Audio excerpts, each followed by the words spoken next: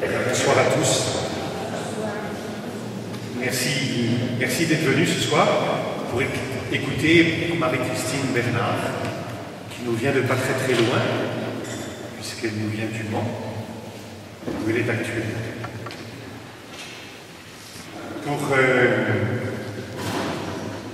Pour reprendre simplement la troisième étape que nous vivons ce soir, autour de servir la fraternité, nous avons en février eu une soirée qui permettait d'exposer des expériences vécues avec l'Arche et aussi avec cette entreprise de réinsertion autour des vêtements. Voilà.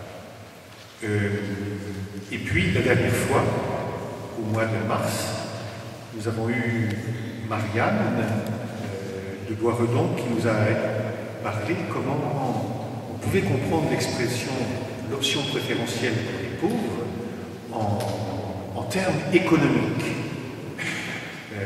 Et pour une économiste, comment ça retentit le fait d'avoir à prendre en compte l'expérience des pauvres. Elle a cité beaucoup d'expériences. Et je connais beaucoup de monde qui font vraiment des expériences économiques intéressantes. Voilà. Ce soir, on va prendre un petit peu de recul par rapport à l'expérience économique ou par rapport aux expériences du terrain. Et avec Marie-Christine, on va avoir une vue plus anthropologique, théologique et spirituelle. Pour présenter Marie-Christine, je suis allé voir sur son site. Elle a un très beau site. Ce que j'aime le plus dans son site, c'est ses coups de cœur, ses coups de blues et ses coups de gueule.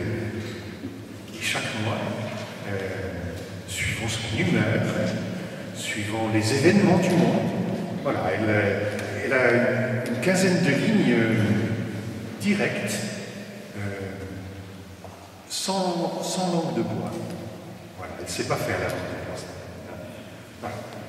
Je vous conseille vraiment, de temps en temps c'est un petit peu râpeux, mais les gens qui sont un peu râpeux, vous savez, c'est qu'ils ont des cœurs gros comme ça, mais il ne faut pas trop le montrer. Alors c'est un peu le cas de Marie-Christine. Voilà. Depuis 30 ans, trouve-t-on dans la présentation qu'elle fait, depuis 30 ans, je suis impliqué professionnellement dans les relations humaines. Ma formation est étroitement expérience, étude, méditation, engagement. C'est pas une RH, mais c'est quelqu'un qui aime les gens et qui en même temps fait son bien en rencontrant les gens. J'ai travaillé une dizaine d'années dans le domaine social, en particulier dans les zones dites sensibles, avant de m'engager dans le monde de l'entreprise. Voilà. Moi, je t'ai connu à peu près à cette époque aussi, où dans le domaine social, c'était très chaud et on a eu de longues conversations avec Marie-Christine sur un poste par rapport à l'avortement et comment accueillir des femmes qui veulent se faire avorter et le bouleversement que c'est, vie difficile d'avoir à écouter ça et d'avoir à éclairer les décisions, toujours dans l'urgence. Ça marque les relations humaines. Depuis longtemps, je chemine dans la foi chrétienne. J'ai consacré ma vie à chercher à en vivre le trésor.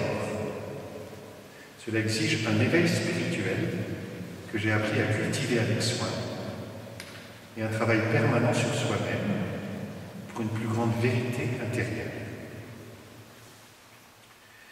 Voilà, ce travail de la foi que tu as toujours mené avec beaucoup de bonheur. Et puis, là où on s'est beaucoup lié aussi avec Marie-Christine, c'est que pour toi, la pratique de la spiritualité ignatienne te marque. Et voilà, sur ce terreau ignatien, Marie-Christine est très éclairante. Ce que les jésuites ne savent pas dire, parce que ce sont des hommes, parce qu'ils n'ont pas le même type de responsabilité aussi. Il y a des femmes qui vivent de la spiritualité ignatienne et qui savent beaucoup mieux dire que nous des choses profondément ignatiennes. Voilà.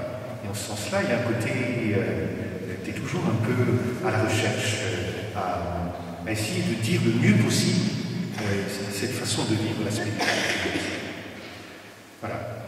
Alors, Marie-Christine gagne sa vie aussi en étant formatrice, en étant coach aussi, auprès d'entrepreneurs. À la suite de ça, par exemple, son dernier bouquin, son dernier petit né, que vous trouvez à la librairie, Être patron sans perdre son âme. Voilà. C'est pas seulement l'expérience des entrepreneurs et dirigeants chrétiens qui compte là-dedans, c'est beaucoup plus large que ça. Voilà, et puis ça donne un petit bouquin. Tu as travaillé aussi beaucoup avec, sans doute avec des parents, l'enseignement catholique. Du coup, être parent, une aventure humaine et spirituelle. C'est le numéro 2. C'est le numéro 2. Le numéro 1 était très important, vous en trouvez de nombreux exemplaires là.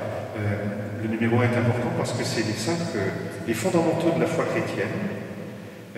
Ça, c'est un beau bouquin qui donne vraiment un itinéraire, mais aussi des fondements. Des fondements, c'est pas sur le simple, c'est vraiment sur le roc. Voilà. Donc, j'arrête là pour te présenter. On va écouter Marie-Christine pendant 1 heure à peu près, et puis on pourra répondre aux questions. On pourra répondre aux questions après une toute petite pause pour avoir le temps de réfléchir aux questions qu'on a envie de se poser. Mais si, pendant quelle cause vous avez envie de déjà noter tel truc avec lequel vous êtes profondément en accord ou pas en accord, allez-y, écrivez, et puis elle répondra aussi. À toi. Merci Claude.